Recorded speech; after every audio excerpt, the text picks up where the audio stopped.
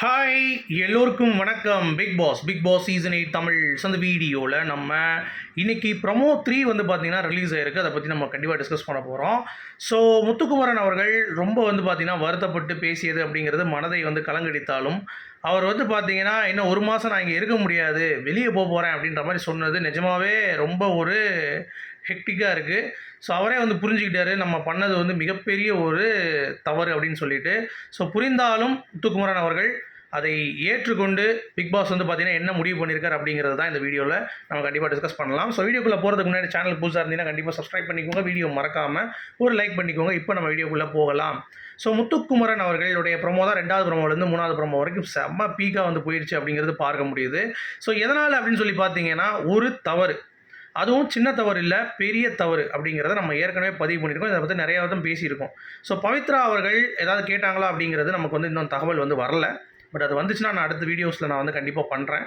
But அதுக்கு முன்னாடி முத்து அவர்கள் உடஞ்சி பிரேக் ஆன விதம் அப்படிங்கிறது வந்து பார்த்திங்கன்னா எப்படி அப்படிங்கிறத, ஏன்னா பவித்ரா அவர்கள் வந்து பார்த்திங்கன்னா எப்பயுமே ஜென்ரலாக வெளியே புலம்பிகிட்டு இருப்பாங்க. இந்த மாதிரி வந்து எனக்கு கேப்டன்ஷிப் நான் வந்து இதுவும் ட்ரை பண்ணேன், எனக்கு கிடைக்கல, இன்னொன்று ட்ரை பண்ணேன், அதுவும் கிடைக்கல. அந்த மாதிரி வந்து எப்போ பார்த்தாலும் அவங்க வந்து அதை தான் பேசிகிட்டு இருப்பாங்க. அந்த வீட்டில் வந்து எல்லாம் ஹியர் பண்ணுற ஒரு வேர்டு தான், சரியா? அதுக்காக நம்ம என்ன பண்ணலாம் அப்படின்னு சொல்லி யோசிக்கும் பொழுது, முத்துக்குமரன் அவர்கள் வந்து பார்த்திங்கன்னா ஏற்கனவே கேப்டன்ஷிப் ஆடினவங்க ஜெஃப்ரியும் இருக்கான், அவரும் இருக்கார், 2 பேர் கேப்டன் ஆகிட்டாங்க. சரி, அப்போ கேப்டன் புதுசாக ஆறாவதுங்க நம்ம ஏதாவது பண்ணுவோம் அப்படின்னு சொல்லிட்டு இப்போ தீபக் எப்படி பண்ணார்? ஸோ தீபக் வந்து ரஞ்சித்துக்கு வந்து பண்ணார்ல, அதே மாதிரி வந்து இவர் யோசிச்சிருக்காரு. சரி, ஆனால் தீபக் ரொம்ப ஸ்மார்ட்டாக அங்கே வந்து விளையாண்டார். அவருக்காக அந்த கேமை முழுசாக விட்டு கொடுக்கல, சரியா? அந்த தவறு முத்துக்குமரன் அவர்கள் செஞ்சிட்டார். அது வந்து வேணுக்குன்னே கண்டிப்பாக செய்யலை. அது வந்து பார்த்திங்கன்னா நமக்கே தெரியுது. அதாவது கரெக்டாக வேணுக்குன்னே நம்ம செய்வோம் அப்படின்ற மாதிரிலாம் வந்து கிடையாது. நம்ம வந்து ஏதாவது புதுசாக கொண்டுவோம் அப்படின்றதுக்காக அந்த ஒரு க்யூரியாசிட்டியில் நான் பண்ணுறது மிகப்பெரிய ஒரு தவறு அப்படிங்கிறதே தெரியாமல் போயிடுச்சு அவருக்கு. இப்போ தீபக்கே நம்ம விமர்சித்தோம், அந்த டைமில் அது பண்ணியிருக்கக்கூடாது அப்படின்னு சொல்லி நம்ம ரிவ்யூவில் பேசியிருந்தோம். ஆனாலும் கடைசி வரைக்கும் அவர் வந்து வாயால் அதை பிடிச்சி வந்து 2 வட்டம் உருவி விடுவார். இந்த சைடு வந்து மஞ்சரிக்கு உருவி விட்டுருவார், அந்த சைடு வந்து பார்த்திங்கன்னா பவித்ராவுக்கு உருவி விட்டுருவார். ஆனால் ரஞ்சித்கிட்ட ஸ்ட்ரைட்டாக போய் அவர் வந்து பேச்சுவார்த்தை நடத்திட்டு, சாமியை நீங்கள் தான் சாமி ஆகணும் அப்படின்னு சொல்லிட்டு ஒன்று எடுத்துகிட்டு லக் ஆல் த பெஸ்ட் அப்படின்றவார். அடுத்து மஞ்சரி போய் 2 எடுத்து விடுவாங்க, அது 2வது விஷயம். பட் இருந்தாலும் அந்த பிடிச்சிட்டு கிட்டத்தட்ட 1 மணி நேரம் நடந்துச்சு அந்த டாஸ்க். ஈஸியாக வந்து விட்டு கொடுக்கல யாருமே, நல்லா புரிஞ்சுக்கோங்க அது, சரியா? அதனால் தீபக் மேலே விமர்சனங்கள் எதுவும் வரல. சரி, ஓகே, அவர் ரஞ்சித் ஃபேவர் பண்ணி ஆடினார் ஒரு டீம் கேம் தவிர, அவர் கடைசி வரைக்கும் விட்டு கொடுக்கல. ஏன்னா மஞ்சரி வந்து அடுத்து ரஞ்சித் அவர்களையும் பவித்ரா அவர்களையும் அட்டாக் பண்ண வரும் பொழுது தான் தீபக் வந்து டென்ஷன் ஆகி அங்கே போய் ஒரு ஏற்றும் போது இங்கே சைடு வந்து அவரை தள்ளி விட்டுருவாங்க. அங்கே நீங்கள் புரிஞ்சுக்கணும் என்ன நடந்துச்சுன்னு. எல்லாரும் அதான் சொல்கிறாங்க, தீபக்கே வந்து அவர் அப்படி தான் ஆடினார் அப்படின்னு சொல்லி முத்துவோடைய ஃபேன்ஸ்லாம் வந்து பேசுகிறாங்க. அது தவறு. ஆக்சுவலாக தீபக் வந்து கடைசி வரைக்கும் அவருக்காக நின்னார். த சேம் டைம் முத்துக்குமரன் அவர்கள் அது வந்து பண்ணலை. ஸோ பண்ணாதது ரொம்ப ரொம்ப வருத்தம் அளிக்குது எனக்கு. ஏன்னா அது வந்து கண்டிப்பாக பண்ண வேண்டிய ஒரு விஷயமாக தான் நான் பார்க்குறேன். ஒரு மனுஷன் அப்படிங்கிறது எந்த விதெல்லாம் விட்டு கொடுக்கலாங்க. இந்த கேமில் பொறுத்த வரைக்கும் நான் இன்னொருத்தனுக்கு விட்டு கொடுக்குறேன், அவனுக்கு நான் வந்து ஆடுறேன், அவனை நாமினேட் பண்ணாமல் இருக்கேன் என் ஃப்ரெண்டுன்றதுக்காக, நான் வந்து குரூப்பிசம் பண்ணுவேன் அப்படின்ற மாதிரி இப்படிலாம் இருக்கவே கூடாது. இன்னொன்று நீங்கள் நல்லா கவனிச்சிங்கன்னா, இன்றைக்கி காலில் தான் கிட்டத்தட்ட ஜாக்லினுக்கு உட்காந்து அவ்வளோ பாடம் எடுத்தார். இந்த மாதிரி நான் இங்கே நட்பெல்லாம் கொண்டு வரக்கூடாது, இது வந்து ரொம்ப ரொம்ப டேஞ்சரான ஒரு இடம் இங்கே வந்து அப்படின்னு சொல்லிட்டு, நீங்கள் வந்து உனக்காக விளையாடு, நீ உனக்காக தான் விளையாடணும் அப்படின்ற மாதிரிலாம் பேசினார். சௌந்தர்யா கிட்டேயும் அதான், ஃப்ரெண்ட்ஷிப் வந்து கண்ணை மறைக்கக்கூடாது, நானும் மஞ்சரி எதுக்கு ஃப்ரெண்டாக இருக்கும் அப்படின்னா, மஞ்சரி கிட்டே நான் எது வேணாலும் பேசிடுவேன், எது வேணாலும் சொல்லிடுவேன், மஞ்சரி எனக்கு எல்லாமே எனக்கு வந்து ஸ்பேஸ் கொடுத்துருக்காங்க அப்படின்ற மாதிரி எல்லா விஷயங்களையும் சரி மஞ்சரியை பற்றும் வந்து பார்த்திங்கன்னா அவங்க வந்து பேசினார். பேசிட்டு இப்போது ஃபேவரிசம் பண்ணுறது அப்படிங்கிற எந்த வகையில் நியாயம்? இப்போ மஞ்சரி தப்பு பண்ணாலும் நான் சொல்லுவேன், நான் ஃபேராக தான் கேம் ஆடுறேன், நான் ஃப்ரெண்ட்ஷிப்பை உள்ளே கொண்டு வர மாட்டேன், எல்லாம் வெளியே தான் அப்படின்னு சொன்ன முத்துக்குமரன் பவித்ராக்காக ஏன் விளையாடுறாரு அப்படின்னு சொல்லி பார்த்தீங்கன்னா ரொம்ப ரொம்ப தவறான விஷயம் அப்படிங்கிறத நீங்கள் புரிஞ்சுக்கிட்டீங்கல்ல. அது ஒன்று. போன வாரம் ஒரு கேப்டன்ஷிப் பேக் நடந்துச்சு. அதுலேயும் வந்து ஜாக்லினும் விஷாலும் ஏற்றிட்டு போகிறாங்க, ஆளை ஏற்றி செட் பண்ணிட்டாங்க. இப்போ முத்துக்கு 2 பேர் தான் இருக்காங்க. எப்படிங்க விட முடியும் ஆடாமையே? சரி, ஓகே, 2 பேர் தான், சரி நம்மளால் வந்து கொண்டு வர முடியாது அப்படின்னு சொல்லி முத்துக்குமரன் நினச்சார்ல. அப்போ நம்ம சொல்லியிருந்தோம், முத்துக்குமரன் ராணுவ அள்ளி போட்டு வாடா நீ அப்படின்னு சொல்லி ஏற்றிட்டு போனால் ராணுவம் கண்டிப்பாக வந்திருப்பானா, வரலையா? அது 2வது விஷயம். போயிருக்கலாம்ல, ஒரு ஸ்டார்ட் பண்ணியிருக்கலாம். கரெக்டாக அவன் ஏஞ்சி ஓடுறான், திருப்பி வச்சு இப்போ வரமாட்டியா அப்படின்னு சொல்லிட்டு தீபக் அண்ணன் பேசியிருக்கலாம். தீபக் வரலாம். இந்த மாதிரி தீபக் வந்து பண்ணாரோ அவரை யோசிப்பார். ஒரு 2 பேரை உள்ள தள்ளிட்டு போய் ராணுவ இன்கேஸ் வந்துட்டான்னு வைங்க, அந்த வண்டியில் ராணுவ எடுத்துகிட்டு போகும்போது ராணுவ அங்கே போய் இறங்கியிருப்பான். அடுத்த மஞ்சரி ஏற்றாமல் தீபக் வந்து என்ன நான் ஹெல்ப் பண்ணுங்கன்னு சொன்னால் அவர் வந்துட போகிறாரு.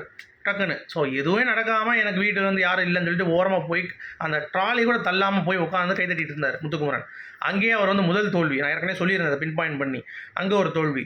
அடுத்து இன்னைக்கு வந்து பார்த்தீங்கன்னா மடத்தனமான ஒரு விஷயம். இது வந்து பண்ணியிருக்கவே கூடாது. பிக் பாஸ் வந்து பார்த்தீங்க அப்படின்னா இன்னொரு வாய்ப்பு வழங்கப்பட்டது அப்படின்னு நம்ம வீடியோ போட்டிருந்தோம்.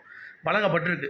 ஏன்னா இவ்வளோ தூரம் இவங்க வந்து பேசி அந்த கேப்டன்சி டாஸ்க்காச்சும் எங்களுக்கு வந்து மீட்டு கொடுங்க, sorry guys, sorry big boss, sorry big boss, sorry பாஸ்ன்னு சொல்லிட்டு அவ்வளோ தூரம் வந்து கெஞ்சினார். பார்க்குறதுக்கே மனுஷனை வந்து பார்த்தீங்கன்னா ஒரு மாதிரி எனக்கு ஃபீல் ஆகுது. ஆனால் அவர் செய்கிற தவறை எப்போ உணர்ந்தா தெரியுமா?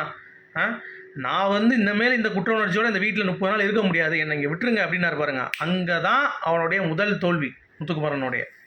ஏன்னா அங்கே தான் உணர்றாரு, அப்போ நம்ம இந்த வீட்டுக்கு நம்ம டைட்டிலுக்கு ஒரு விசுவாசமாக இல்லை அப்படிங்கிற அந்த உணர்வு அவருக்கு வந்து தோணுது. அதனால தான் நான் 30 நாள் இதை வச்சுக்கிட்டு இங்கே இருக்க முடியாது, ப்ளீஸ் பாஸ் என்னை வந்து வெளியே எடுத்துருங்க, என்னை வெளியேற்றுருங்க அப்படின்ற மாதிரி அவர் கேட்கும் பொழுது நம்ம கண்கள் தான் வந்து பார்த்திங்கன்னா நிஜமாவே வந்து குளமாகுது. ஏன்னா இது வந்து ஒரு ஸ்ட்ராங் பிளேயருக்கு இப்படி ஒரு நிலைமை வந்து ஏற்படக்கூடாது. நான்லாம் இன்றைக்கி நினைக்கவே இல்லை பவித்ராக்காக இப்படி விட்டு கொடுத்தாரு. அதுவும் இல்லாமல் எப்படி நிற்கிறாரு பாருங்கள். நிறைய பேர் பாவலாக காட்டுவாங்க. இப்போ நீங்கள் சொல்கிறீங்களா தீபக் வந்து அப்படியே லைட்டாக பண்ண மாதிரி பண்ணிவிட்டு அப்புறம் நின்றுட்டு அப்புறம் அப்படியே ஜெயிக்க வச்சார். இது வந்து பாலாஜி முருகதாஸ் சம்யுக்தாவுக்கும் நடந்திருக்கு. அந்த குப்பையை தொட்டியில் போடுற டாஸ்கில் வந்து பார்த்தீங்கன்னா இவர் தான் ஃபுல்லாக வந்து குப்பை தொட்டி அங்கே போய் போடுற மாதிரி போட்டு அங்கே நின்றுட்டே இருப்பார். இந்த மாதிரி நடந்திருக்கு. அதாவது தாஜா பண்ணுவாங்க. இது வரைக்கும் இந்த ஹிஸ்ட்ரியில் நடந்திருக்கான்னு கேட்டிங்கன்னா நடந்திருக்கு நிறையா. பிக் பாஸ் வரலாற்றிலே இதுதான் முதல் முறை அப்படின்லாம் கிடையாது, நிறைய நடந்திருக்கு. ஆனால் எவிடெண்ட்டாக யாருமே வந்து இந்த மாதிரி காவா விட்டது கிடையாது. காவா விட்டதுன்னா இப்போ நீங்கள் ஒரு ஃபீல்டிங் நிற்கிறீங்க, இப்படி கரெக்டாக காவாக்குள்ளே போச்சுன்னா கூட நம்ம சமாளிச்சிடலாம், இல்லை சார் நான் பார்க்கலான்ட்டு. அழகாக உங்கள் முன்னாடி இப்படி போகுது, இப்படியே நின்றுட்டு இருந்தால் எப்படி இருக்கும்?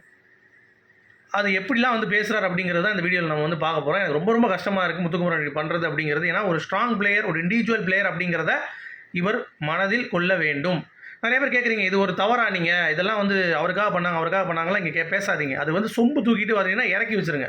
சொம்பு இங்கே தூக்குறதுக்கான வேலை இல்லை. இது எது சரி எது நியாயம் அப்படிங்கிறத இப்போ அதர்மம் தர்மம்னு சொல்லிட்டு இருந்தார்ல நேற்று மகாபாரதத்திலாம் அது ரெஃபர் பண்ணி, இங்கே முத்துக்குமரன் பண்ணது எங்கே, அவருடைய தர்மம் எங்கே, அந்த கேள்வி தான் எனக்கும் இருக்குது. ஸோ அது வந்து ரொம்ப ரொம்ப ஒரு தவறான ஒரு செயலாக இருக்கிறது. ஆனால் அது மனுஷன் பார்க்கும்போது ரொம்ப கஷ்டமாக இருக்குது. அவர் அருவும்போது அது ரொம்ப ஃபீலிங்காகவும் இருக்குது அப்படிங்கிறது பாருங்க. பாஸ் சாரி பாஸ், வேணும்னே பண்ணல பாஸ் அப்படின்றார். இது எல்லாரும் பண்ணியிருக்கோண்டா அப்படின்ற மாதிரி எல்லாரும் சொல்கிறாங்க. அது உண்மைதான், இங்கே எல்லாரும் பண்ணியிருக்கோம். ஆனால் இது ரொம்ப அந்த மாதிரி தெரிஞ்சதுல பாரு, என்னால் இந்த குற்ற உணர்ச்சி 1 மாதம் இருக்க முடியாது அப்படின்றார். பவி அழுகுறாங்க ஒரு சைடு. ஸோ ஒரு தடவை மன்னிச்சுக்கோங்க boss, please boss, sorry boss அப்படின்றாப்புல. தெரியாமல் செஞ்ச தப்புக்கு மன்னிச்சிருங்க அப்படின்னு சொன்னாப்புல. எல்லாரும் வந்து நிற்கிறாங்க. அவனுக்கு முடியல ஆக்சுவலாக. மூஞ்சி பார்த்தீங்களா அந்த செகண்ட்ஸில் பாருங்கள், 0.16 செகண்ட்ஸில் பாருங்கள். முத்துக்குமரன் வந்து மனசு ரொம்ப உடஞ்சி போச்சு. ஸோ இதுதான் சொல்கிறேன், இதெல்லாம் வந்து தேவையில்லாத ஒரு விஷயமா. ஆமாம்,